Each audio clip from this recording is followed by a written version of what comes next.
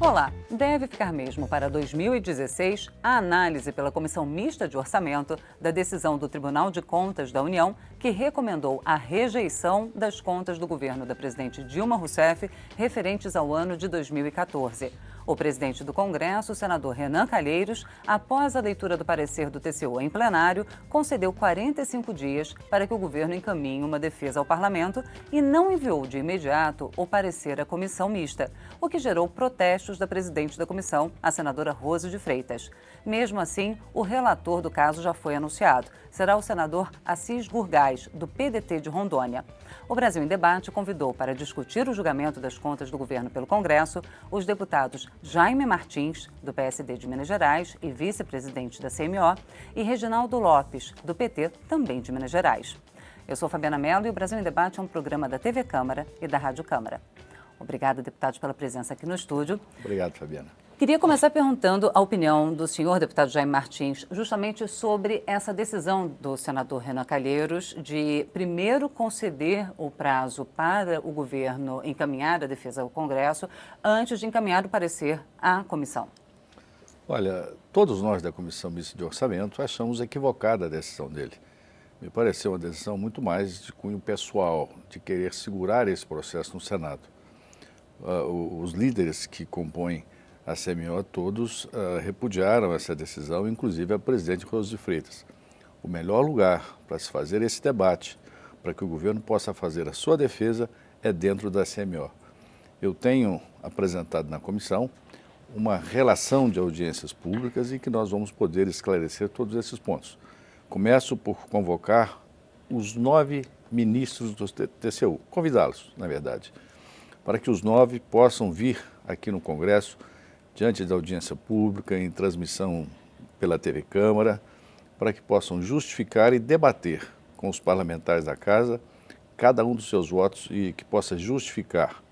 Em seguida, nós estamos convidando a sociedade civil, estamos convidando os juristas importantes do nosso país para que numa segunda semana possam também trazer a opinião da sociedade civil brasileira, dos técnicos, dos juristas brasileiros sobre esse tema. E, por fim, nós vamos chamar o governo, o ministro do Planejamento, o ministro da Fazenda, o advogado-geral da União, para que possam também justificar o posicionamento do governo, para que a Comissão Mista de Orçamento forme juízo e que ajude também a Câmara, o Senado e o Congresso Nacional a formar juízo sobre essa votação. Achamos ruim passar esse tema para o ano que vem. Mas isso antes mesmo da chegada do parecer, a comissão vai fazer tudo isso.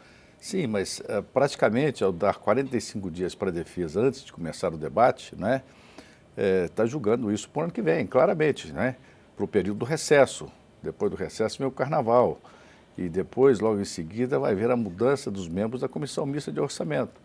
Então isso joga essa decisão num grande vazio e nós da CMO protestamos e fomos contra essa decisão do presidente Renan Calheiros. Obrigada, deputado Jaime Martins. Deputado Reginaldo Lopes, o senhor concorda com essa análise? Foi uma decisão mais política para ganhar tempo ou o senhor acha que era necessário, do ponto de vista técnico, esse período para a defesa do governo? Acho que tem uma preliminar. Lamentavelmente, o TCU, que é um órgão técnico e auxiliar do Congresso, se tornou-se uma casa política. Os 8 questionamentos em relação à prestação de conta da presidenta Dilma do ano 2014, todos foram aprovados em anos anteriores. Todos. Portanto, o que o TCU fez é se transformar numa casa política, aproveitando o contexto atual, a conjuntura política, e se soma à lógica de criar uma instabilidade política maior. Portanto, cabe agora uma inversão de papéis. Ou seja, a casa política terá, e aí eu quero elogiar a proposta do Jaiminho. Não sei se a sociedade civil conhece as leis, tem todo o conhecimento para fazer esta contribuição sobre a questão das pedaladas fiscais, mas eu acho que é bom ouvir a sociedade, ouvir novamente os ministros e o governo. Porém, cabe à Comissão de Orçamento Misto e o Congresso Nacional agora fazer o papel que o TCU não fez, que é uma análise técnica. né? Era o contrário. O TCU deveria ter feito análise técnica e a casa uma análise política. Mas nós vamos ter que inverter o papel. Porque, vamos lá, prestação de serviço e pagamento de benefícios sociais, né? Na verdade, o que está no Código Civil, isso não é operação de crédito. Isso é uma prestação de serviço. Isso teve aprovação no ano 2011, 2012, 2013. Equalização do programa que gerou no Brasil 10 milhões de emprego. O Programa de Sustentação de Investimento, do BNDES. Na verdade, equalização do juro. É outro, também não é operação de crédito. Aprovado pelo Parlamento, aprovado pela Comissão de Orçamento, os 450 bilhões, com portaria do Ministério da Fazenda, aprovado pelo TCU em 2011, 2012, 2013, reprovado em 2014. Né? Ou seja, quando você tem uma ausência de crédito, e o crédito sumiu no mundo todo. Aprovado ou aprovado com ressalvas? Aprovado. Aprovado. Aprovado com ressalvas. As contas foram aprovadas. Ressalvas, né? Eu, inclusive, fui relator das contas de 2013, lá na Comissão Mista de Orçamento. Aprovamos o parecer do TCU, foi aprovado com ressalvas. Na verdade, esse placar de 9-0, 8-9-0, né, ele é muito contundente. Nós tivemos ali ex-ministros, né, indicados pelo próprio governo do PT, ex-ministro do governo Lula, como Zé Múcio, que votou contra. É difícil a gente imaginar que ele teria tomado uma posição política contra o governo ao tomar a sua decisão. Por isso é que nós vamos convidá-los para o debate aqui. Eu acho importante que eles tenham o tempo necessário.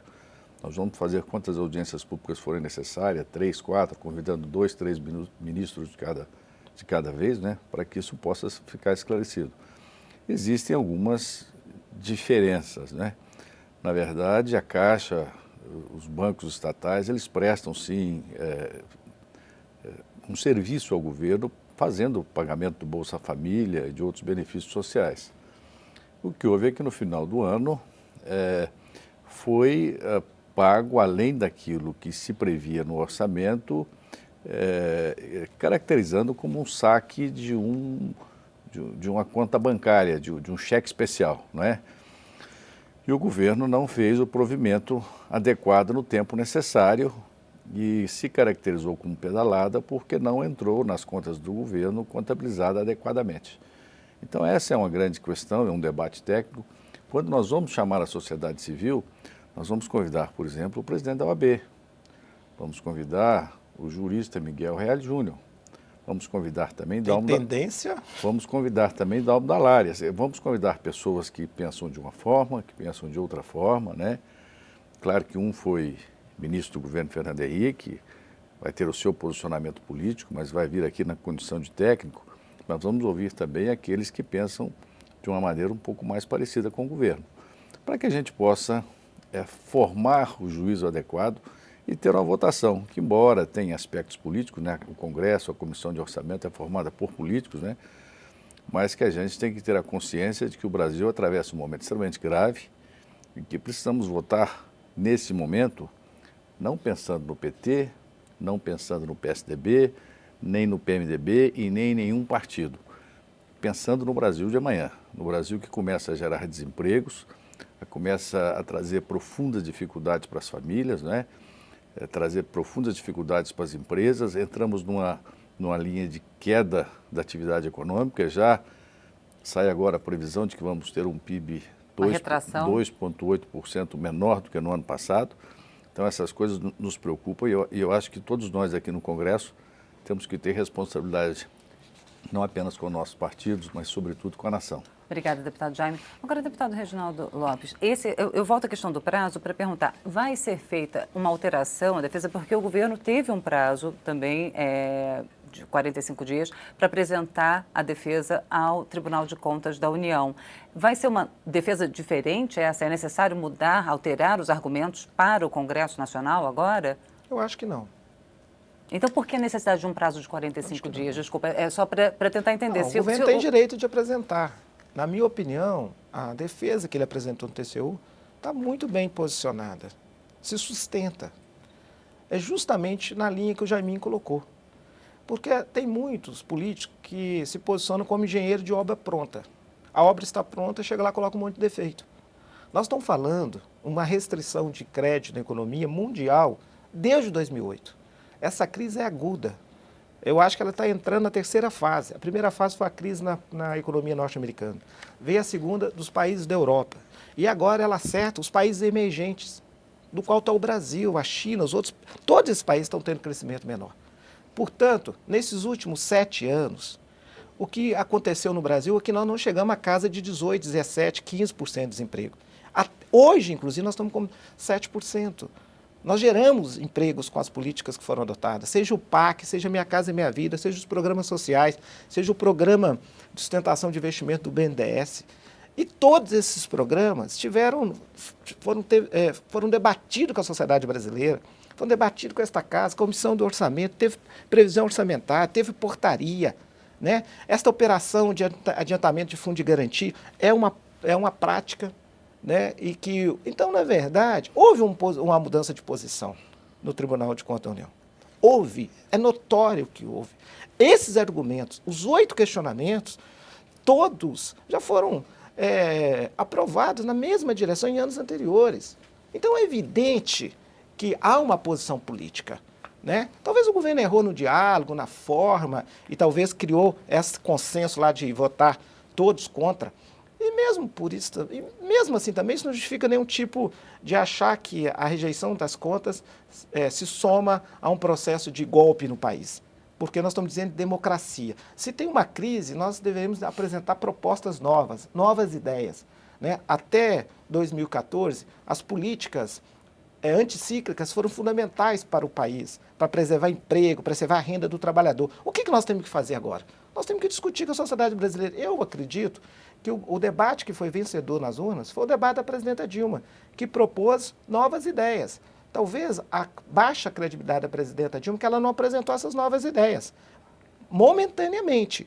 Mas não é razão para propor golpe. O que nós precisamos agora é encontrar, e eu acho, a sociedade brasileira, ela quer mais Estado. Ela quer um Estado com qualidade, ela quer um Estado com eficiência. Não basta ter um posto de saúde aberto. Tem que ter um médio humanizado. Não basta ter uma escola, o aluno tem que aprender. Então, esse é o debate a colocar. A sociedade quer mais Estado, não quer menos Estado. Para isso, qual é a política fiscal e tributária que nós temos que fazer? Esse é o debate. Nós temos coragem de fazer uma nova política tributária capaz de ter um orçamento que o governo tem uma despesa menor que a receita? Então, como encontrar esse mecanismo? Aí a sociedade não quer debater, porque chegou a hora de fazer uma política que alguém tem que pagar a conta. E, na minha opinião, tem que pagar a conta os mais ricos. 1% da sociedade brasileira tem 50% do PIB. Não dá para colocar a conta no bolso do trabalhador. Esse é o debate que a presidenta venceu as eleições. Inclusive, o candidato à oposição sempre quer colocar a crise no bolso do trabalhador, né? Para a oposição, o melhor ministro é o Levi. Para nós, o Manteiga, que é questionado, ele permaneceu no nível de empregabilidade. Para o atual exemplo, que deve ser a imagem de postura do ponto de vista econômico, até agora, com todo respeito ao ministro Levi, não produziu nenhum resultado, não entregou para a sociedade brasileira e menos ainda para o setor industrial. Portanto, eu acho que nós temos que ter muita responsabilidade com o país. Nós precisamos repensar qual é o tamanho da política tributária, quem paga a conta e qual é o tamanho do Estado que nós vamos oferecer à sociedade brasileira. Obrigada, deputado Reginaldo. Deputado Jaime, só um segundo, a gente vai precisar fazer um intervalo. Então, dentro de alguns instantes, o Brasil em Debate vai voltar. A gente já volta já já.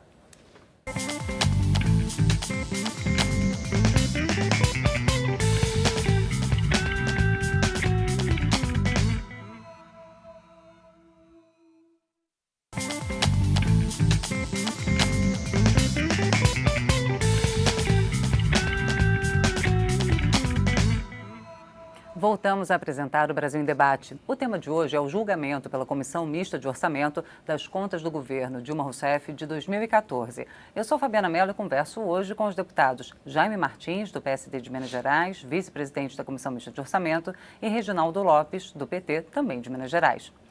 Bom, deputado Jaime Martins, eu queria voltar num aspecto que o senhor mencionou no primeiro bloco e também num ponto que o deputado Reginaldo Lopes fez, que é na questão da comunicação da presidente Dilma Rousseff, e também o senhor fez um paralelo com o cheque especial. Disse que o governo usou a Caixa Econômica, Banco do Brasil, como um cheque especial para o pagamento de alguns programas. E o deputado Reginaldo falou talvez da falha de comunicação. A meta fiscal, por exemplo, ela é aprovada pelo Congresso e quando o governo, frente a uma retração da arrecadação, uma frustração da arrecadação de receitas, vê que não vai conseguir cumprir, ele encaminha um projeto reajustando a meta fiscal. Aconteceu em 2014, está acontecendo novamente em 2015. No caso das pedaladas, ou seja, desse uso dos bancos oficiais, o deputado Reginaldo citou várias portarias, vários projetos, tanto do Minha Casa Minha Vida, o Bolsa Família foi citado, os programas de incentivo do BNDES. Houve uma falha ou não, na opinião do senhor, no diálogo do governo federal com o Congresso? Ficou claro para o Congresso que se estava usando os bancos oficiais no cheque especial para a manutenção desses programas? Não, na verdade, o diálogo do governo federal com o Congresso não tem sido bom, né? Não foi no ano de 2014, não foi nos anos anteriores e não tem sido bom. O diálogo tem se limitado talvez a alguns setores, principalmente o PMDB, né? Mas ficou bastante claro que as reformas feitas a pedido do PMDB não surtiram, no geral, o efeito desejado. Atendeu alguns setores específicos do PMDB, mas eu diria que 30% a 40% do próprio PMDB ficou insatisfeito com as reformas. É preciso dialogar mais, mas nós temos hoje, é preciso a gente ver o pano de fundo em que essa discussão ocorre, não é? Estamos num cenário de Lava-Jato, em que a sociedade se encontra bastante constrangida com esses acontecimentos da Petrobras. Viemos de um período de mensalão, passando por Lava-Jato, passando por inúmeras denúncias de corrupção. E você tem duas maneiras de ajustar as contas. Quando você gasta mais do que arrecada, ou você corta os gastos, ou você aumenta a sua arrecadação. Na linha de aumentar a arrecadação, nós já chegamos no limite. Nós já temos aqui 36% do PIB em impostos, né? É o maior arrecadador de impostos do mundo. Os nossos impostos são abusivos, né? E são sempre os mesmos que pagam, né? A parcela da sociedade que pagam. Então, eu acho que não existe clima na sociedade ou no Congresso Nacional para a gente caminhar na linha de aumentar impostos. Você acha que essa CPMF, eu não vejo possibilidade dela passar aqui na casa. Agora, o governo tem que agir na linha de cortes. Ele tem que cortar e ajustar os gastos. Ninguém está pedindo para cortar a Bolsa Família. Eu, inclusive, vou pedir ao deputado Ricardo Barros e pessoas do governo que venham discutir esse tema aqui. Ninguém quer cortar dos pobres. Nós devemos cortar da maneira adequada. Por outro lado, precisamos ser bastante seletivos nos cortes, no que se refere, sobretudo, àqueles que possam impactar a atividade econômica. Porque reduzir a atividade econômica nesse cenário de crise é muito ruim, porque significa também menos impostos, menos arrecadação, menos emprego. Quando falamos de menos emprego, falamos de mais problemas sociais. Falamos de mais gente indo para a Feira do SUS, de mais gente necessitando de Bolsa Família, ou seja, acaba um inchaço das contas lá na frente. Então, é preciso sabedoria. O governo não tem conseguido sinalizar para a sociedade que consegue fazer os cortes de forma eficiente. 39 ministérios, o Brasil não precisa. Eu entreguei por 2 vezes ao ministro do Planejamento os cortes em termos ministeriais, que é o grande gesto, né? Talvez mais gesto até do que impacto diretamente nas despesas.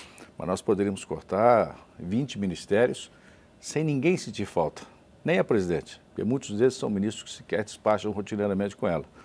Se não for publicado na imprensa, ninguém percebe que esses ministérios foram cortados. Mas o governo agiu cortando alguns poucos, né? Não se justifica ter Ministério dos Portos, em nenhum lugar do mundo é assim. Nós teríamos que ter o Ministério dos Transportes mais fortalecidos, né? Trazendo a aviação civil, trazendo portos ali para dentro.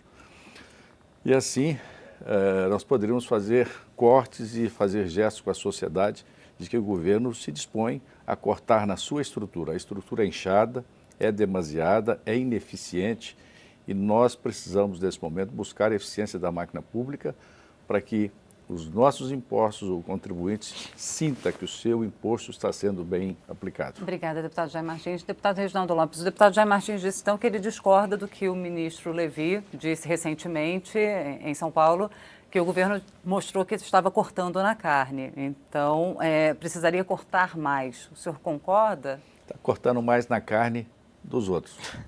Então, olha, Segundo o ministro Levi, o governo teria sinalizado que Fabiana, vai cortar, que está cortando na Shakespeare. carne do governo. Ele citou justamente Shakespeare. olha, o mundo e a situação econômica mundial é complexa. Não adianta fazer síntese. Síntese não responde para a sociedade, demagogicamente, mas não responde na prática e não aponta novos caminhos. Portanto, eu acho o seguinte, primeiro, o Brasil não tem carga tributária alta. Ela é injusta. Ela é indireta. Ela é regressiva. Ela não é progressiva. Ela não é direta. 75% dos impostos quem paga são os pobres. Ao ir comprar um pãozinho francês, ao ir no supermercado. Quem paga imposto nesse país é você que tem contra-cheque, que tem salário. É o empresário que emprega muito em folha de pagamento. Quem tem muita renda, quem tem muito lucro, não paga. Quem tem muita renda, não paga. Então paga trabalhador, primeiro. A sociedade quer mais. É isso que venceu as eleições em Concordo 2014. com o deputado Reginaldo. Acho que perdemos uma grande oportunidade de fazer uma reforma tributária no Brasil no momento, vamos dizer assim, das vacas gordas, no momento do boom das commodities. Sim, que nós eu quero tínhamos até dinheiro falar pra isso. tudo. Então- Eu falei com o presidente Lula. Presidente Lula, parte da crise da presidenta Dilma, o senhor também é parte dela. Porque nós, do PT, fizemos 12 anos. Só acha que não valeu a pena quem não conhecia o Brasil. O Brasil é outro. Olha o tamanho do mercado interno. 50 milhões de classe média, hoje 120. Até os ricos, que eram 10 milhões, já são 20 milhões. Rico não, bilionários. E os pobres, nós eliminamos da miséria. Então, só acha que não valeu a pena governar o Brasil quem não conhecia o Brasil. Agora, nesse momento, em 2008, 2009, com a nossa credibilidade política do presidente Lula, nós talvez resolvemos fazer a política da conciliação, porque a gente nunca teve a maioria política. Nós tínhamos maioria de governabilidade. A sociedade nunca entregou para o presidente, para o nosso projeto, a maioria no parlamento. Nós sempre fizemos uma aliança, governo de coalizão. Então, nós nunca conseguimos fazer uma reforma ampla, tributária. Por quê? Porque os setores do Congresso defendem corporações. E aí, nesse sentido, nós vemos política ganha-ganha. Mas é inédita. Primeira vez, os pobres ganharam parte da riqueza do Brasil. Mas E os ricos só para perguntar, ficaram só pra eu mais poder ricos. complementar, Hoje mas nós temos que esses cobrar dos ganhos, ricos. Esses ganhos que o senhor apontou, durante alguns momentos houve um questionamento de que todos esses ganhos eles eram muito frágeis, de que todos os que saíram da pobreza, por exemplo, estavam numa situação vulnerável. Que Não estão vulneráveis. A primeira crise econômica mais grave poderiam retornar à Fabiana. pobreza. Quem falou? O Brasil continua o país que mais eliminou mortalidade infantil, que tirou a primeira geração de crianças que estão fora do mapa da fome. O Brasil tinha 2 milhões de universitários, tem 8 milhões de universitários. Esse ano, com a crise, é que a Dilma comunica mal. Ela colocou 1 milhão de novos universitários, tem 19 bilhões no FIES, tem do ProUni, tem a expansão das universidades. Ô, gente, nós estamos errando a narrativa. Do ponto de vista ético, o Renato Janine falou uma coisa certa. O PT, o Lula e a Dilma, fez o maior compromisso ético com esse país. Sabe o que é ético? É tirar a pessoa da miséria, é distribuir renda. Não é essa balela que Deus da UDN fala mais de lama de corrupção. A corrupção da Petrobras nasceu com ela. E nós estamos combatendo. A presidenta Dilma que mais combate a corrupção. Só que tem que combater a corrupção e mostrar a corrupção, uma linha tênue. Agora, muitos governos, inclusive do PSDB, todos que eu conheço, não deixam a CPI tudo debaixo do tapete. A sensação é que não tem corrupção. E a corrupção come solta. Portanto, vamos ser sinceros, essa pedalada fiscal é uma vergonha. Esses procedimentos aqui, o TCU fez sempre. Inclusive, analisar primário, nominal, o Senado não regulamentou a lei de responsabilidade fiscal. O que nós estabelecemos como análise é do Banco Central e que é recomendado pelas organizações internacionais. Então, esses argumentos aqui, o TCU não poderia rejeitar as contas da presidenta Dilma. Podem por outros, por esse não. O que o TCU pode fazer, eu concordo com o deputado Jaimin, e a CMO pode fazer, é dizer o seguinte, vamos regulamentar as leis, vamos estabelecer novos padrões. Eles querem mudar a regra do jogo no meio do jogo. Essa questão de execução de estatais é a segunda menor execução extra-orçamentária da história do Brasil. O governo PSDB fez até 6%. A Dilma está sendo questionada por 2%. Então, infelizmente, eu queria aqui que a gente fizesse um debate técnico para questionar um órgão técnico que deveria ter responsabilidade. Se a gente vai estabelecer novas normas, aprovava as contas da presidenta Dilma com ressalva e estabelecemos muitas recomendações, inclusive recomendações para rever o PPAG, para ter mais normas. Nós vamos fazer, o Ministério da Fazenda está fazendo. Certo. Então, eu acho que não dá. Só Essa pra- casa é política e vai ter que cumprir um papel técnico e não tem condição, em hipótese alguma, de reprovar as contas do presidente. E mesmo reprovado, isso não significa argumento para dar golpe na democracia brasileira. Deputado Reginaldo, muito obrigada. Eu só queria que o deputado Jaime Martins respondesse rapidamente para concluir. Está havendo uma mudança de regras, então, durante o jogo, deputado, como o deputado Reginaldo Lopes afirmou? Não é o que o TCU diz. Né? Existem pessoas, como o deputado Reginaldo, de alguns setores, que acham que as contas não foram feitas dela. Por isso é que nós vamos chamar o TCU aqui, a sociedade, para ter um debate às claras com todo mundo, todos possam se manifestar. Queria apenas dizer ao deputado Reginaldo o seguinte, que diminuir as desigualdades sociais é profundamente ético, profundamente desejável. Eliminar a pobreza, eliminar a mortalidade infantil, melhorar a atenção de saúde é profundamente ético e desejável. Mas a sociedade também não pode ver o que ocorre na Petrobras. Sim, concordo.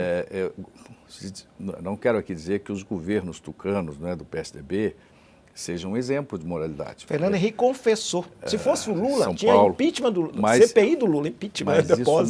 isso não justifica a forma como a Petrobras foi usada politicamente, financiando campanhas, porque isso não é ético. A ética ela pressupõe princípios universais, que trata da desigualdade, trata da pobreza, mas trata também da condução dos negócios públicos, do dinheiro público que precisa ser feito. Plenamente. Certo. Bem Concordo cuidado. plenamente. Bom, Só deputado. lamento que o Fernando Henrique Cardoso foi avisado e deixou corrupção correr solta. Bom, deputados, nós podemos marcar... Prevaricou o Fernando Henrique Cardoso. Bom, Ele deputado. confessou. Deputados, eu agradeço a presença dos senhores aqui Obrigado, no Fabiana. Brasil em Obrigado, Debate. Espero contar com a presença dos senhores depois que a Comissão Mista de Orçamento realizar, então, as audiências públicas para a gente voltar a Aí vamos discutir falar esse das assunto. pedaladas de 2015. Bom, muito obrigada. Eu conversei com os deputados Jaime Martins, do PSD de Minas Gerais, vice-presidente da Comissão Mista de Orçamento, e Reginaldo Lopes, do PT, também de Minas Gerais. Obrigada também a você que nos acompanhou até agora. Lembrando que, se quiser conferir novamente esta ou as outras edições do Brasil em Debate, é só nos procurar na internet. Nosso endereço é câmara.leg.br/Brasil em Debate, tudo junto. E se quiser entrar em contato, ligue para 0800 619 619. Eu sou Fabiana Mello, espero você em uma outra oportunidade. Até lá.